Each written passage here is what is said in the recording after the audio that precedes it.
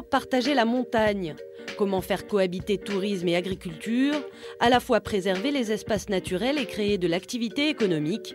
En Haute-Savoie, Jean-Paul Amoudry, sénateur, est aussi le président de la Société d'économie alpestre. Rendez-vous dans la vallée du Gifre pour une promenade au perché.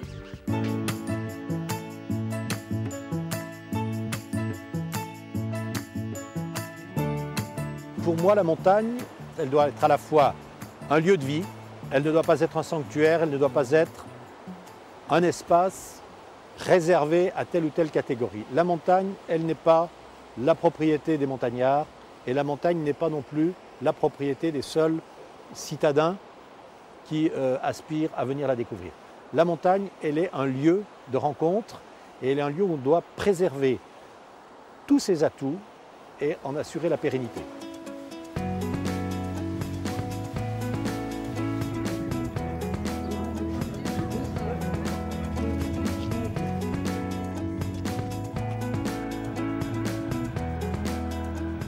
Pareil, qui a été construit en 1986. Celui-là, 1986, qui avait remplacé le téléphérique. Télécabine. Ah, l'ancienne télécabine rouge. Voilà. Tout ce qui se fait en matière de gestion du domaine skiable est établi en dialogue avec des gens qui vivent ici à l'année, qui sont exploitants agricoles, qui sont propriétaires fonciers, et tout ce monde travaille, je dirais, au bien commun en recherchant un objectif commun qui est la meilleure utilisation du territoire, aussi bien pour les activités estivales agricoles, mais aussi touristiques et environnementales, que pour les activités hivernales, qui sont donc la pratique du ski et l'exploitation des remontées mécaniques. Derrière nous, nous avons un exemple de terrain qui a été réaménagé, sur lequel nous avons disposé de la terre végétale et des terrains que nous avons évidemment par ailleurs ensemencés.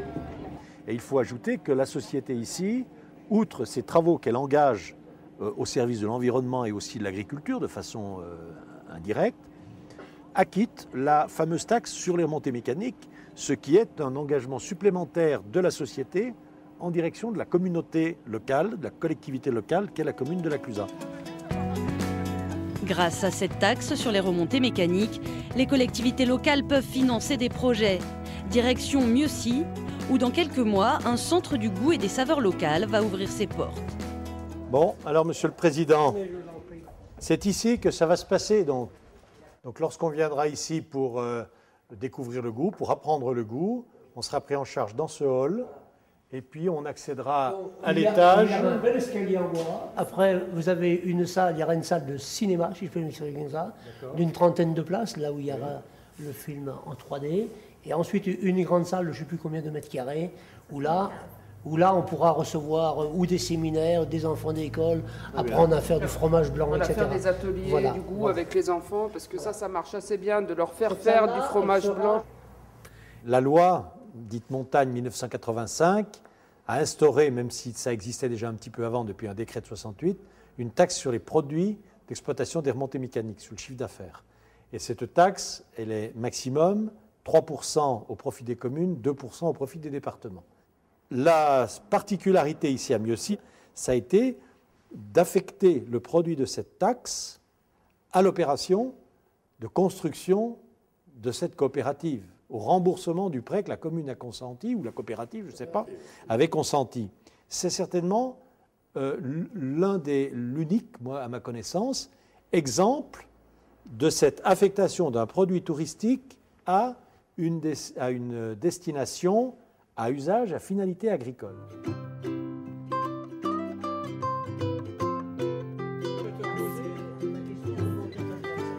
Il faut trouver le juste milieu entre quelque chose de trop sérieux qui est rébarbatif et quelque chose de très folklorique.